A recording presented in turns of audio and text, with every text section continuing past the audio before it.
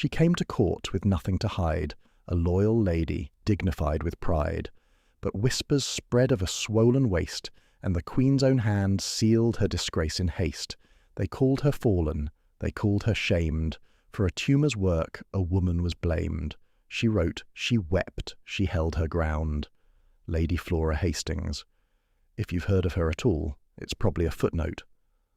A paragraph in a Victoria biography sandwiched between the coronation and Prince Albert, arriving on the scene like some kind of romantic rescue, which is, if you think about it for more than 30 seconds, a bit obscene.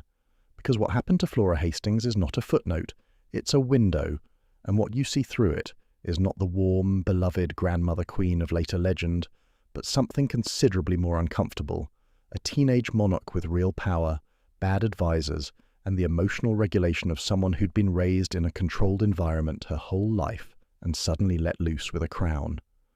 The crown was far too heavy for her little head, frankly. A tiny, stubborn 18-year-old girl, barely 5 feet tall, waking up one morning in June to find out she is suddenly the Queen of Great Britain and Ireland. Victoria. Alexandrina Victoria, if we are being pedantic, though she dropped the first name almost immediately. Smart move, I suppose. Sounds more imposing. Mind you, she was terrified of her own mother. The palace corridors were crawling with people who thought they could manipulate her, control her, pull the strings behind the velvet curtains. People assume a crown gives you absolute power. Really, it just turns you into a target for every ambitious hanger-on in London. She wanted her independence. Desperately so. After 18 years of being watched like a hawk, she banned her mother, the Duchess of Kent, from having any private meetings with her. Just like that. Shut out. The Duchess was relegated to a distant suite of rooms, left to stew in her own resentment. But the old lady didn't go quietly into the background. She brought her own little faction along, her own court within the court, and that is where the real poison started to seep into the floorboards of Buckingham Palace. Everyone was taking sides. You had the Queen's people on one side, mostly Whigs, because she completely fancied the Prime Minister, Lord Melbourne. Not physically, mind you. He was old enough to be her father, perhaps grandfather if people married particularly early in those days. But he had this smooth, cynical charm that completely captivated her. Because Victoria's own father died when she was an infant, she deeply craved a trustworthy, protective male figure. He became her filter for the world. If Melbourne said it was raining, Victoria probably wouldn't bother looking out the window. She would just order an umbrella. He was a bit of a rogue, honestly, always sitting on the sofa next to her, whispering gossip, laughing at the Tories. The Whig party basically moved into the royal living room. Then you had the other lot, the Duchess of Kent's camp. They felt completely sidelined, pushed into the cold, damp corners of the palace, and leading that particular group of disgruntled souls was a man named Sir John Conroy. He was an absolute rogue, a chancer. He had been managing the Duchess's household for years, and by managing, I mean he was widely suspected of managing her personal affections too, if you catch my drift. A massive bully. He had spent years trying to force the young Victoria to sign a document that would make him her private secretary and regent if she came to power before she turned 18. She hated him with every fibre of her being. She remembered every slight, every time he locked her away or made her walk down the stairs, holding someone's hand because he claimed she was too frail. So when she became queen, Conroy was cast out of the inner circle. No power for John. He was furious, obviously. He was stuck in the outer rooms, plotting with the Duchess, looking for any possible way to take the young queen down a peg or two, to prove she was too emotional, too immature, too weak to rule without their guidance. Enter Lady Flora Hastings. Now, Flora was an aristocratic Scottish woman, 32 years old, who came from a very old, very proud Tory family. She was appointed as a lady-in-waiting to the Duchess of Kent. Bad timing on her part, really. A terrible career move in hindsight. She was clever, perhaps a bit too sharp-tongued for her own good, and she liked writing poetry. Not very good poetry, mind you, but it kept her busy. Because she was attached to the Duchess, the young Queen's circle immediately viewed Flora with massive suspicion. She wasn't one of them. She was probably a spy from the enemy camp, an outsider sitting at the dinner table watching every move, probably reporting back to Conroy and the Duchess over tea. The atmosphere was incredibly toxic. Flora was lonely. Palace life wasn't all balls and silk dresses. It was mostly sitting in drafty rooms, waiting for hours for an old lady to finish her needlework. There was this one evening, apparently, where Flora wrote a letter to her family describing the court as a place full of whispers and hidden traps. To understand why this place was so utterly warped, you have to look at how Victoria grew up. It was called the Kensington System. Sounds like some sort of modern transit network or a posh diet plan, doesn't it? It wasn't. It was an absolute psychological prison devised by her mother and Conroy, who was definitely aiming to be the power behind the throne, or perhaps something even closer to the Duchess. The whole goal of this system was to keep the young princess completely isolated from the world. It made her hyper-vigilant, suspicious of everyone outside her tiny, self-selected bubble of safety. The rules were bizarre. She slept in her mother's room every single night until she became queen. Think about the total lack of privacy. She couldn't read books unless they had been vetted by Conroy first, which probably meant she missed out on all the actually entertaining novels of the early 19th century, and was stuck with tedious moral instruction manuals. She wasn't even allowed to cry in public. If she got upset, she was locked away until she regained her composure.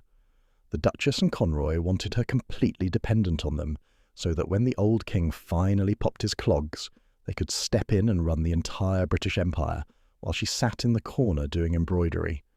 They miscalculated, though, spectacularly so. They thought she was weak because she was small and quiet, but she had this fierce Hanoverian stubbornness. Her ancestors were mad, brilliant, and deeply unyielding people, and she inherited every single bit of that genetic obstinacy. When the change happened, it was overnight. The old King William IV died in the middle of the night at Windsor Palace. He actually hated the Duchess of Kent so much that he openly prayed at his own birthday dinner that he would live long enough for Victoria to turn 18, just so her mother would never get a regency, which is a spectacularly petty and magnificent historical fact, and hours later, Victoria was giving her first council meeting. She looked like a child sitting at the head of this massive table of old men, but she didn't flinch. She gave Conroy the absolute cold shoulder from minute one. He came up to her, probably offering his services or expecting a fat promotion for all his years of care. He was utterly humiliated. He was the kind of man who couldn't handle that, a fragile ego wrapped up in a lot of military braiding and self-importance. Lady Flora Hastings was right in the middle of that gloomy camp. She had to listen to the Duchess complain about how ungrateful her daughter was, and she had to listen to Conroy plot his revenge. Flora wasn't a passive victim in all this. She had a sharp Scottish wit, and she used to make quite nasty jokes about Melbourne and the Queen's Whig friends. She called them the parasites. Word gets around in a palace, of course. Servants talk. Ladies-in-waiting have cousins. Every little snide remark Flora made at the Duchess's dinner table was carried straight back to the Queen's side within 24 hours. It created this environment where everyone was waiting for the other side to trip up. Victoria was constantly looking for a reason to permanently banish Conroy and distance herself even further from her mother's faction. She wanted them gone, out of sight, out of mind. Conroy, on the other hand, was looking for any evidence that the young queen was losing her grip, or that her judgment was flawed, so he could go to the newspapers or the Tory politicians and say, "See, we told you she's too unstable to run a country by herself." Flora was caught in the crossfire of a massive institutional blood feud. She was just an employee, really, a well-born one, but still just a cog in the Duchess's household machinery. She didn't realise that in this particular game, the small pieces are always the first ones to get sacrificed when the players get desperate. The young queen was also dealing with her own massive insecurities, though she'd never admit it. She was obsessed with being seen as an adult. When you spend your whole childhood being treated like a fragile doll, you overcompensate. You become overly rigid. You take things incredibly personally. If someone from her mother's side looked at her funny, she interpreted it as a direct threat to her royal authority. It was a terrible mix, a teenager with ultimate power and zero life experience, surrounded by cynical politicians who flattered her ego for their own party gains, living next door to her bitter, sidelined mother. The whole thing was structurally unsound. She came down from Scotland to take up this new post in London. Lady Flora. She was the daughter of the late Marquis of Hastings, an old military man who had been the Governor-General of India, so she had proper aristocratic credentials, very posh. But her family wasn't exactly flush with cash at that moment, which is why she needed the job as a lady-in-waiting to the Duchess of Kent. It paid the bills. However, she probably expected a bit of glamour, maybe some high society parties, but instead she walked straight into a psychological war zone. Buckingham Palace was a construction site when she arrived, full of dust and irritable architects, and the atmosphere inside the living quarters was even less welcoming than the grey London weather outside. Quite old by court standards for an unmarried woman back then, which meant people already looked at her a bit sideways, as if there was something slightly wrong with her, or perhaps she was just too difficult to please. She had this very sharp, observant mind. She didn't suffer fools gladly. The Queen's friends immediately pinned her as a dangerous asset of the Kensington clique, an enemy agent. Victoria herself wrote in her journal about how much she disliked the sight of Flora lounging about the place. It was completely unfair. Flora was just doing her duty, holding the Duchess's yarn or listening to her ramble on about how unfair life was. She was incredibly protective of her family's Tory values, and she saw the Whig government as a bunch of unprincipled opportunists who were corrupting the mind of a young girl. She didn't hide her disdain very well, which was her first major mistake. In that palace, if you don't learn how to fake an enthusiastic smile, you are basically asking for trouble. Conroy, meanwhile, was always hanging around her shoulder. He saw her as a useful tool, trying to get her to drop hints to the Duchess about new strategies to regain influence. I think Flora was a bit naive about him. She knew he was a loudmouth and a bully, but she didn't realise just how dirty he was willing to play to get what he wanted. She thought her aristocratic status and her father's famous name would protect her from any real harm. Then came the winter of 1838, and everyone inside the palace was coming down with various coughs and mysterious ailments. Flora went home to Scotland for a brief holiday to see her mother, travelling hundreds of miles over bumpy roads in the freezing cold. When she returned to London in January 1839, something was clearly wrong with her. She looked exhausted, haggard even. She had gained a significant amount of weight around her midsection, but the rest of her body looked strangely thin and frail. She didn't know it yet, but her appearance on that specific afternoon was the moment the trap snapped shut. People were watching from the windows. The Queen's ladies, particularly a woman named Lady Emma Portman, and the notorious Lady Tavistock, who was later known as Anna Maria Russell, were always looking out for any little piece of gossip to whisper about during their embroidery sessions. They saw Flora's altered shape. They noticed the way she moved, slowly and with obvious discomfort, as if she were carrying a heavy burden. The whispering started almost before she had even unpacked her trunks. A few words exchanged in the gallery. They didn't see a sick woman who had just survived a miserable journey across Britain. They saw an opportunity to completely destroy the reputation of the Duchess's favourite attendant. The human body is an incredibly weird thing when it starts to go wrong, isn't it? One day you are completely fine, and the next, something internal decides to swell up and turn your life upside down. Flora's belly was growing, noticeably so. It was this hard, localised swelling that pushed right against the tight corsetry of her everyday silk dresses, making her look for all the world like she was about 5 or 6 months gone. Although she was an unmarried Victorian lady of immaculate breeding, so the mere suggestion of pregnancy without a husband was basically a social death sentence. She told everyone it was just a bit of a liver complaint or some bad indigestion brought on by the hideous grease of palace cooking. I mean, 19th century British food was famously dreadful anyway. Everything boiled to death and swimming in lard. So a ruined stomach wasn't exactly an uncommon complaint among the aristocracy. But this was something much worse. The gossip didn't just crawl through the palace, it practically sprinted. Lady Tavistock, who was a total nightmare of a woman, spotted Flora walking across the courtyard and immediately went running to the other Whig ladies. They watched her constantly, a bunch of grown women huddled in the corners of the grand reception rooms, giggling behind their hand-painted fans, while an innocent woman suffered from what must have been an incredibly painful medical condition. Then the rumours took a very specific, very nasty turn. If she was pregnant, who was the father? There weren't that many candidates floating around the Duchess of Kent's gloomy apartments. The fingers all started pointing in one direction. Sir John Conroy. It made perfect sense to the conspirators. They already believed Conroy was a total degenerate who was sleeping with the Duchess.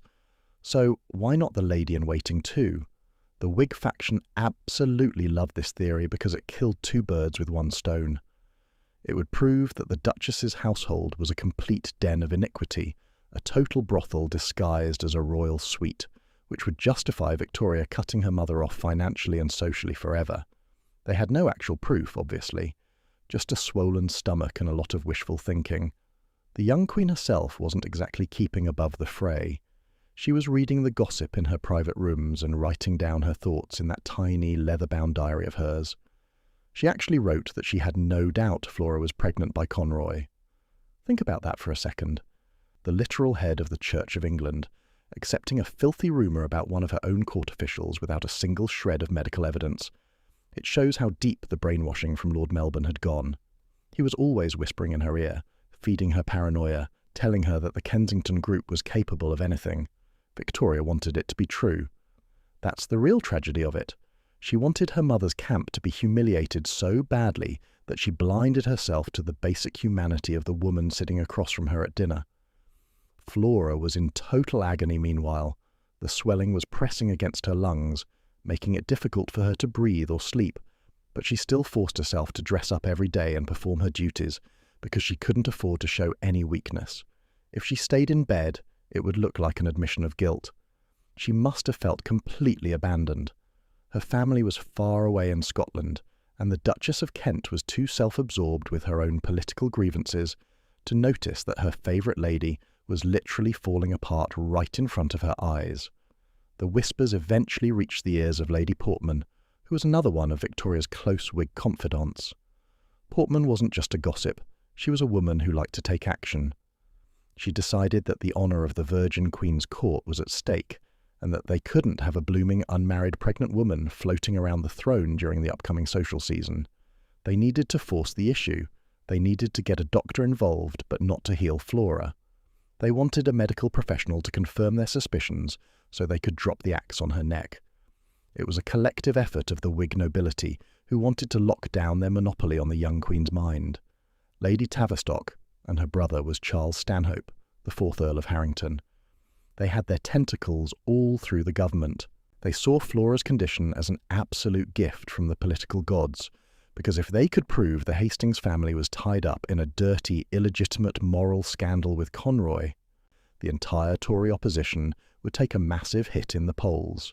Just so you know, early Victorian elections were incredibly corrupt anyway, with people buying votes with barrels of beer and legs of mutton, but a good old-fashioned royal scandal was always the best way to swing the neutral voters in London. The plan has been set. Lady Portman took the lead. She went to Lord Melbourne and laid it all out. Melbourne, being the smooth old cynic he was, didn't want his own hands dirty. He told them to handle it quietly. He was always doing that, hiding behind the skirts of the palace ladies while pulling the strings from his office. It is a bit pathetic, really. A Prime Minister of Great Britain spending his mornings worrying about the waistline of a Scottish lady-in-waiting. But that was the nature of the court back then. Everything was personal. They didn't even bother talking to Flora first. That's the most spiteful part of the whole business. They just went straight to the royal physician, Sir James Clark, to get him on board with their little conspiracy. They needed a medical man to give them the ammunition they required to force Flora out of the building. Victoria was fully briefed on all of this. She wasn't an innocent bystander. She was actively egging them on from her private apartments, writing these quite nasty little notes about how Flora's shape was changing by the hours. She was completely obsessed. It gave her this weird sense of power, this feeling that she was finally cleaning out the stable that her mother had built around her childhood. She didn't stop to think for even a second that she might be destroying an innocent woman's life over a complete lie. The pressure inside the Duchess of Kent's wing was reaching a breaking point too. The Duchess knew something was up because she wasn't completely stupid. even if she was incredibly self-absorbed, but she was too terrified of Conroy to challenge him directly. She just kept herself locked in her dressing room, weeping into her lace handkerchiefs and complaining about her nerves. Flora was left completely exposed. No one was defending her. Conroy was too busy trying to save his own skin in case the whole thing blew up in his face. He was an absolute coward at the end of the day. When the temperature in the room started to rise, he didn't stand up for the woman who was being accused of carrying his child. He just backed away into the shadows and let her take the full blast of the storm. Then Lady Portman made her big move. She cornered Flora in one of the long galleries, right under the portraits of the Queen's ancestors, and told her flat out that she wasn't allowed to attend the upcoming royal functions unless she had her situation clarified. Flora stood there and denied everything. She said it was an insult to her family, an insult to her honour, and that she was completely pure. Enter Sir James Clark. Now, this man was the royal physician, but honestly I wouldn't have trusted him to treat a case of mild sniffles in a pet rabbit, let alone manage the health of the British royal family. He had this fancy degree from Edinburgh, which was supposed to be the absolute top tier of medical education in the 19th century, but his actual diagnostic skills were completely prehistoric. He walked into Flora's private chambers in the middle of February, carrying his little leather bag of early stethoscope and purgatives, looking like a man who already had his mind completely made up before he even knocked on the door. He was a Whig appointment, you see. He knew exactly which way the political wind was blowing in the palace, and he knew that if he delivered a verdict that pleased the Queen and Lord Melbourne, his career would be set for life with a nice fat baronetcy, because in the 19th and early 20th centuries, prominent physicians, surgeons and medical researchers were frequently awarded baronetcies for exceptional services to the Crown and maybe a townhouse in Belgravia. He didn't do a proper physical examination. Not at first, anyway. He just sat on the edge of her sofa looking at her bulging midsection and asked her a series of incredibly intrusive, embarrassing questions about her monthly cycles and whether she had ever been alone in a room with John Conroy. It was an absolute interrogation. Flora was weeping, clutching her handkerchief into a soggy little ball, swearing on the Bible that she was entirely untouched by any man. Clark didn't believe her. He went straight back to Lady Portman and the Queen with his official preliminary report. He told them that, in his professional opinion, it was highly probable that the lady-in-waiting was pregnant, and that the swelling could not be explained by any ordinary liver or stomach disease. The palace went completely wild when that news dropped. Victoria was practically doing cartwheels in her dressing room, writing in her diary that the horrid Hastings woman had finally been caught out by the medical authorities. The Queen's inner circle felt completely vindicated. They started preparing the paperwork to have Flora officially dismissed from court service, which would have ruined her social life forever and probably forced her to go live in some obscure cheap cottage in France just to hide her face from the British gentry. Mind you, London society back then was incredibly brutal about this sort of thing. If you were dropped by the court, every single duchess in Mayfair would delete your name from their party guest lists by the next morning. Flora was stuck in her room. The physical pain was getting worse by the hour. The swelling wasn't just a lump, it was this massive, heavy fluid build-up that was stretching the skin of her stomach to the absolute limit and putting an immense amount of pressure on her internal organs. She could barely swallow a few sips of broth without vomiting it back up into a silver basin. Her maid, a woman who stayed incredibly loyal to her through this whole nightmare, tried to comfort her, but there isn't much you can do when the entire state apparatus has decided you are a fallen woman. Flora knew only one way to clear her name and stop the gossip from leaking to the London newspapers. She had to submit to a full, formal medical inspection by 2 separate doctors who would physically examine her body to verify her virginity. It was an incredibly barbaric suggestion for the 1830s. To ask an unmarried aristocratic woman to lie down on a bed and be poked and prodded by male physicians was considered almost worse than death itself. It was a total blackmail tactic. They figured she would refuse out of sheer modesty, and then they could use her refusal as an absolute proof of her guilt and throw her out of the palace without a trial. She sat there in the dark, trying to decide whether to sacrifice her personal dignity to save her family's ancient name from being dragged through the gutter. She decided to fight. Naturally, she has to. Can you even fathom the sheer, unadulterated guts it took for an unmarried Victorian woman to say, Right then, bring on the doctors?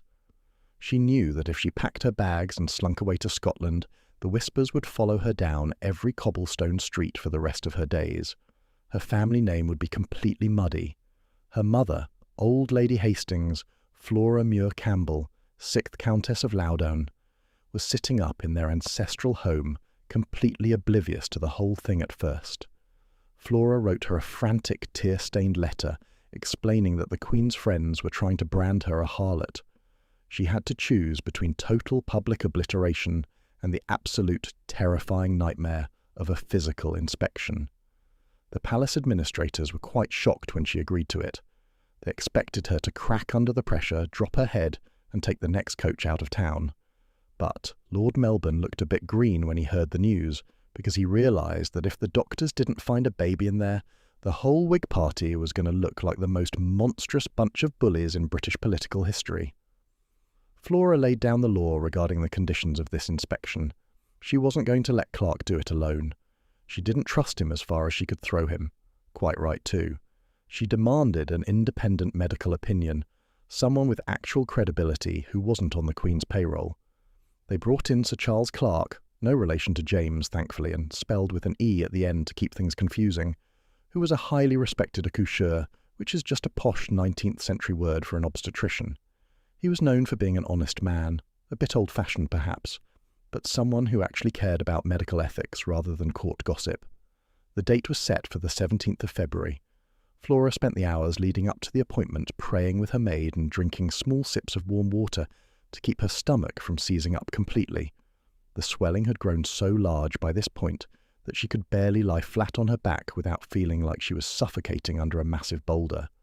It is incredible to me that nobody looked at her face, which was completely hollow and yellow, and realised that she was profoundly, desperately ill. They were just blinded by the moral scandal. The Whig ladies were huddled in the gallery outside her room, waiting like vultures on a fence. Lady Portman was there. Victoria was waiting in her own boudoir, refusing to go out for her usual morning horse ride because she wanted to hear the verdict the exact second the doctors stepped out of the room. The door to Flora's bedroom finally opened, and the two medical men walked in with their aprons and their leather cases. Sir James looked incredibly nervous. Sir Charles, the independent chap, just looked incredibly solemn, realising the gravity of what he was being asked to do to an aristocratic lady. The bedroom door clicked shut. Flora was lying on the mattress. The two doctors stood by the bedside, rolling up their sleeves like a pair of butchers preparing for a particularly delicate morning's work at Smithfield Market. They pulled back the heavy linen sheets. The swelling was completely visible now, a massive, smooth dome that sat beneath the pale skin of her abdomen, completely out of proportion with her arms and legs, which had withered away to mere sticks over the winter months. Sir James Clark went to touch the area first, his fingers poking at the hard tissue while Flora bit her lip to keep from screaming out in pain. Mind you, 19th century medical examinations were completely primitive.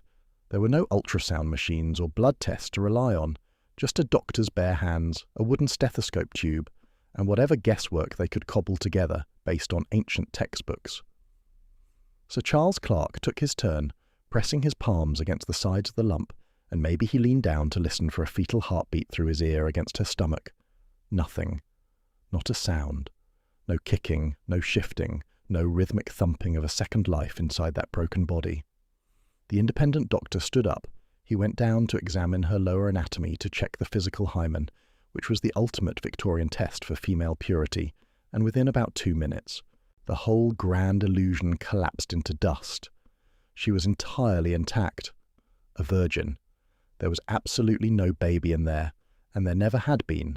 It was a short, brutal piece of paper. It stated quite clearly that there were no signs of pregnancy whatsoever, and that the lady's honour was entirely unsullied by any illicit relations with John Conroy or anyone else. They signed it, both of them. Charles told her that she was completely cleared of all charges, though probably he looked at her stomach with a deep frown that suggested he knew there was something else, something far more sinister than a child, growing inside her. This is just my imagination. What happened, especially when the doctors opened the door to leave? And the hallway outside was practically vibrating with anticipation. Lady Portman and Lady Tavistock were standing there, their ears practically glued to the woodwork, expecting Sir James to give them a sly nod or a wink to confirm the scandal. Instead, the independent doctor handed Portman the signed certificate without saying a single word.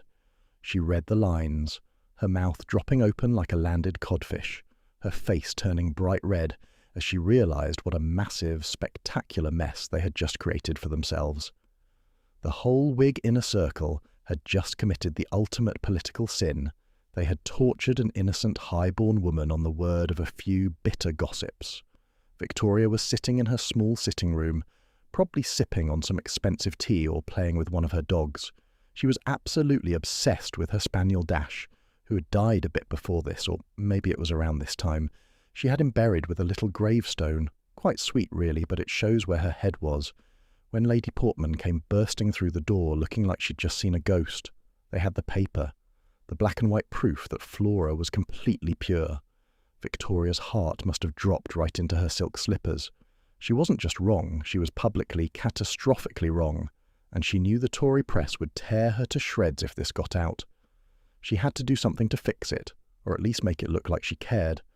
She was advised by Melbourne, who was probably sweating through his waistcoat by this point, to go and see Flora immediately to smooth things over before the Hastings family caught wind of the situation.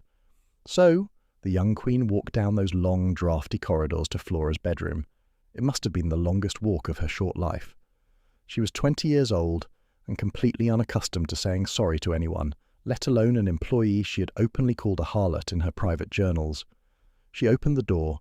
Flora was still in bed, looking absolutely dreadful, her skin a sort of yellow colour that didn't look human at all. Victoria sat down on the edge of the mattress, looking very small and incredibly awkward. She didn't offer a grand, royal apology.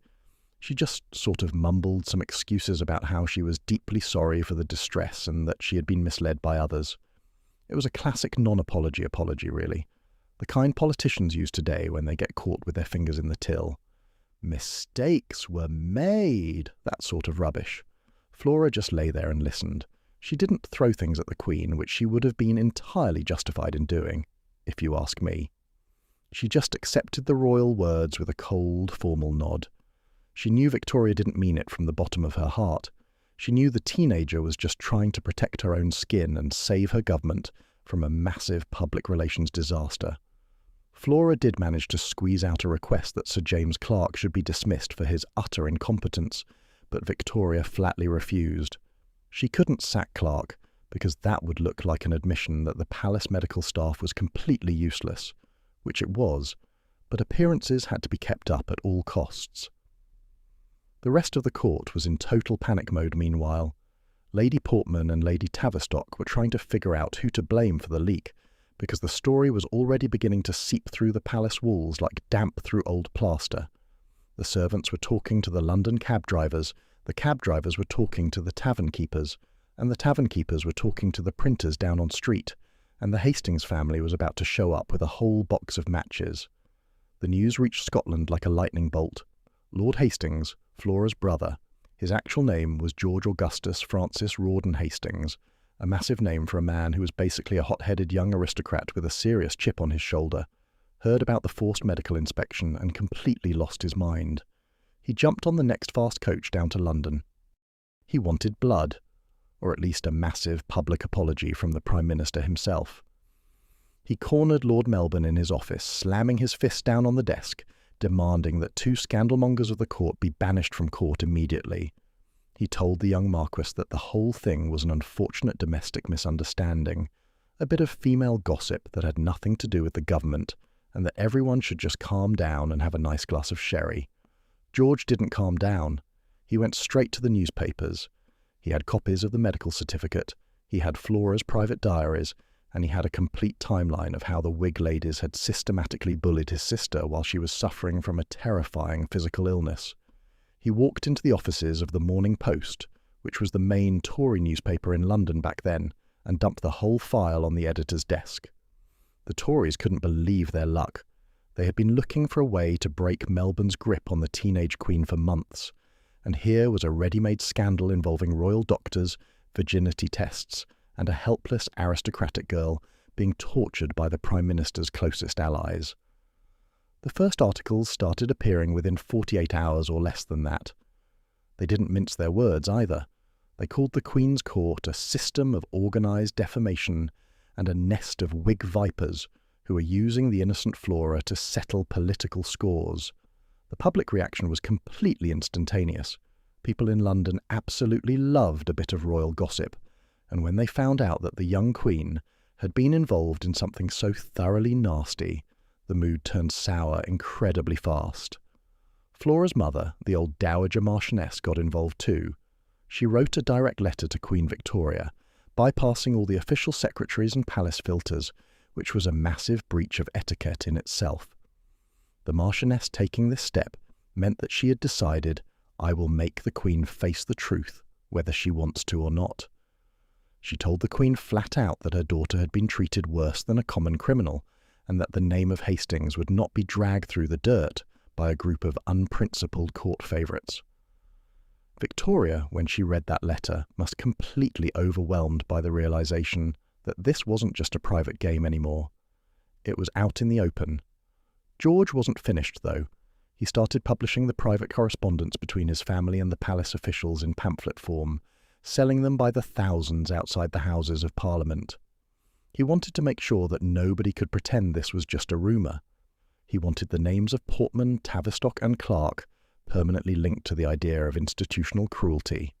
The Whigs tried to fight back, launching their own articles in the Globe, suggesting that the Hastings family was just being greedy for compensation or trying to cause a constitutional crisis, but the public wasn't buying it. The damage was done. This proves to us that the Queen or King, no matter how powerful they may be, is ultimately subject to the judgment of the court of public opinion. The editors of the Times and the Morning Post were absolute geniuses when it came to sensationalising a royal crisis, and they turned Flora into a national martyr overnight. Melbourne was getting completely hammered in the House of Lords every single night. The Tory politicians, led by the Duke of Wellington, the old Iron Duke himself, looking incredibly grumpy and wearing his massive blue garter ribbon, kept standing up and asking incredibly pointed questions about the management of the royal household.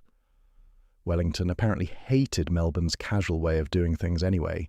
He thought Melbourne was too soft, too lazy, always napping on the Queen's sofas instead of running the country properly.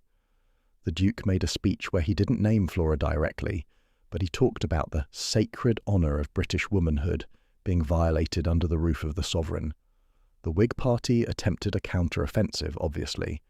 They started using the Examiner, an old British weekly paper, to drop these very subtle, greasy hints that Flora was still hiding something, or that the Hastings family was using the whole affair to stage a political coup on behalf of the Tories.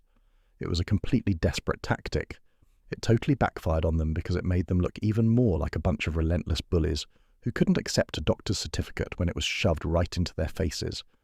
Flora's brother was keeping the fire burning by writing daily letters to the editors. He was living in a state of absolute permanent rage at his London townhouse. He even tried to force a meeting with the Queen's private secretary to demand a financial settlement for his sister's damaged reputation, though the palace officials completely ignored his letters. They thought they could starve him out by refusing to engage. They didn't realise that George wasn't the type to give up. He had the money, he had the press on his side, and he had a sister who was visibly fading away in her bed while the politicians argued over her virtue. Flora. The physical reality of whatever monstrosity was growing inside her was finally catching up with her body. Sir James Clark was still technically around, plying her with the crude experimental medicines of the era. Shortly before her death in May, she penned a poem filled with deep nostalgia. The piece evokes memories of past days and lost loved ones, masterfully contrasting youthful optimism with later disillusionment. Let me read it to you. Break not by heedless word the spell with which that strain hath bound me. For the bright thoughts of former years are thronging fast around me. Voices long hushed are heard again, smiles that have passed away. Beam on my memory, as once they blessed mine early day, hopes that have melted into air, and sorrows that have slept, and bending from the spirit's land, the loved, the lost, the wept.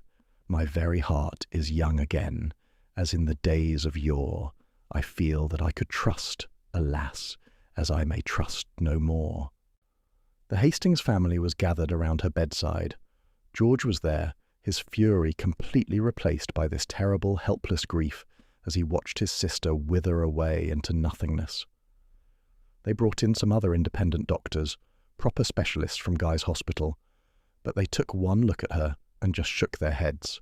It was far too late for 19th century medicine to do anything but offer her a bit of laudanum to blunt the absolute agony of her final hours. She died on the 5th of July, 1839. She was only 33 years old. The news hit the city. The morning papers came out with thick black borders around the columns announcing the death, and people started gathering in small, angry crowds outside the gates of Buckingham Palace, staring up at the royal windows with total disgust. Victoria was informed of the death. It is said she went completely white and didn't speak for the rest of the morning. But the real horror wasn't the death itself. It was what happened next, when the family demanded a full post-mortem examination to prove to the entire world exactly what had been inside Flora's belly all along.